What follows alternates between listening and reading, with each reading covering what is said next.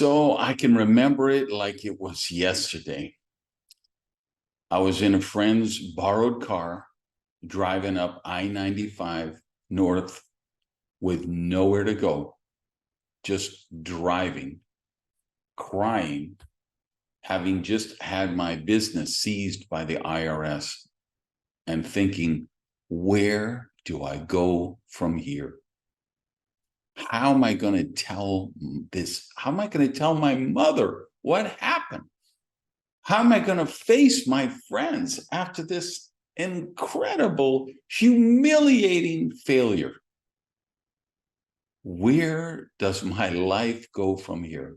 It was one of the lowest moments of my life, and also one of my greatest prosperity gifts. Hey guys, Randy back with another episode of the show. I've got the laptop on for you lovely people in YouTube land, and you look marvelous today, I must say. So let's go back to that story, just horrific story of just humiliation for me and anxiety and just felt like my entire life was collapsing all around me, which in a sense it really was. So I lost my identity as an entrepreneur. I lost my identity as somebody who had created some degree of success. I had lost my confidence. I had lost my self-esteem. And some of you know the story, right? I was like $55,000 in debt. And back then that would be like being $200 million in debt today.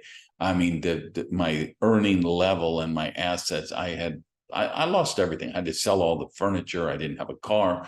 I didn't have credit. I didn't have a job. I mean, it was just horrific. And today, I am so grateful that that happened.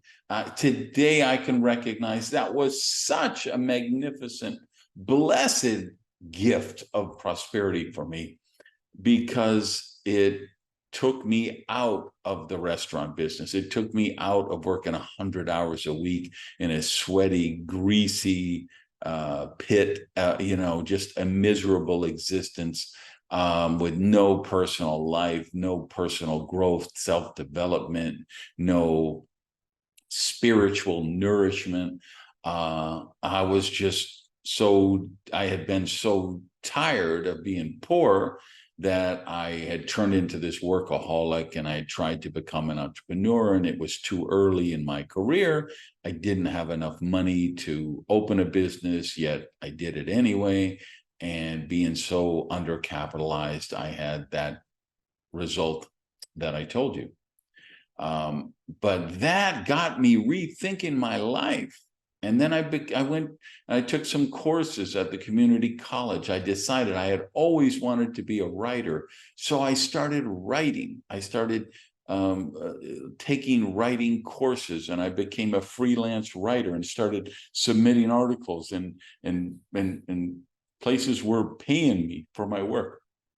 And it led me on this whole journey. And here I am now, 14 best-selling books later, translated into 27 or 28 different languages, and becoming a professional speaker, and now being in the Speaking Hall of Fame, and building a huge direct marketing business in 50 countries around the world. And everything based out of that failure. And it's funny, I was thinking about it, and I almost said, and that was the greatest prosperity gift I ever had.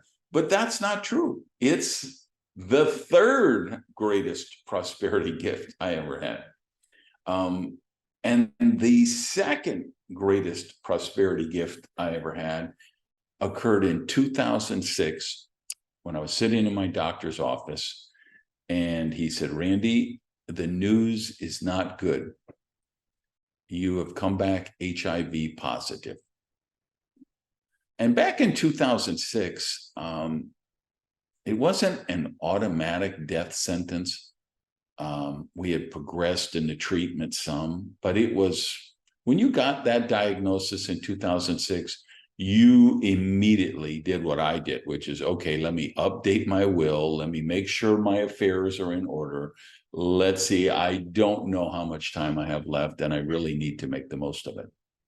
And I say that is only the second greatest blessing I've ever received for prosperity, because the first one happened years before that. And that's when I was shot in a robbery back in the cocaine cowboy days of Miami, and left for dead in a pool of blood on the street, and rushed to the hospital. They had to put one of those pressure suits on me, because my heart was stopping.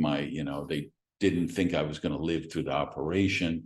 And then I had just this horrific time afterward, and for years of repercussions from the gunshot and the surgery and the stuff they had done during the surgery. And but let me tell you, that was truly the greatest gift of my life, because it caused me to appreciate life.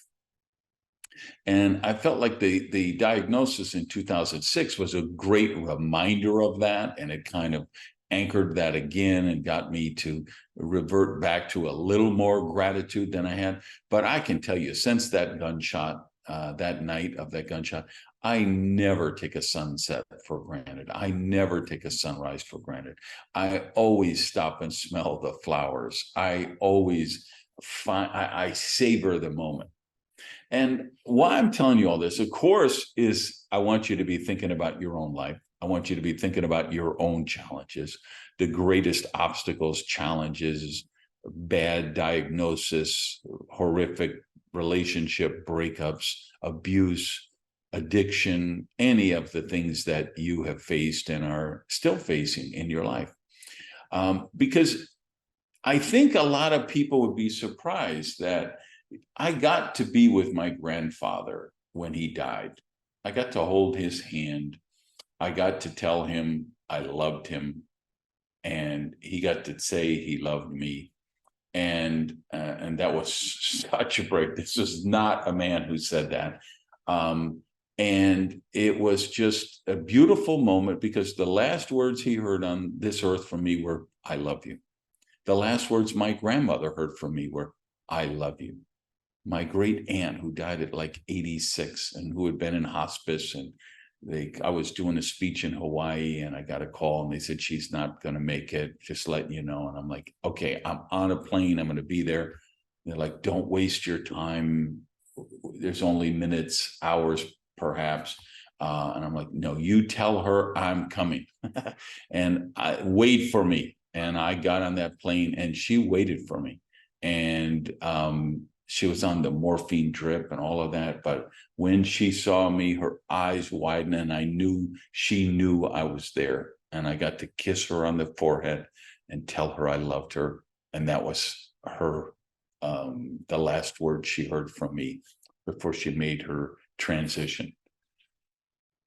And you say, why aren't those the greatest gifts? Why not? Because, what about the people I still get to spend time with? My mother, who is still alive, my sister, the other people I love and care for. Why isn't the fact that I still can spend the moments with them the greatest gift? Or the fact that I went from being so poor to being so wealthy and becoming so successful, or, in my sports stuff as a softball player, winning World Series rings and silver medals and a gold medal. Why are none of those things the greatest gift for me in my perspective? Is because those tragedies are the greatest gift, because they allowed me to truly appreciate, to truly experience those amazing, loving, beautiful, prosperous moments that I get to do each and every moment of each and every day. So that's your homework for this week.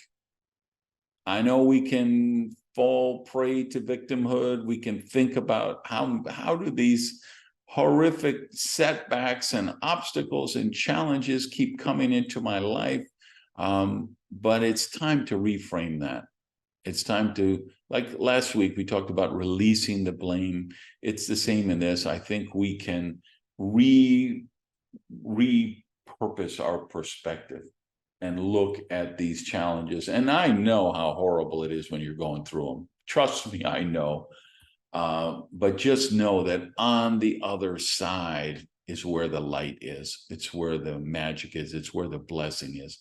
And let's use those setbacks for our comebacks. Let's use those challenges for the chance to become the highest possible version of ourselves, and use them so that we truly can experience and appreciate the many other blessings we get in our life. All right, go out and have an amazing day. Love you guys. Peace.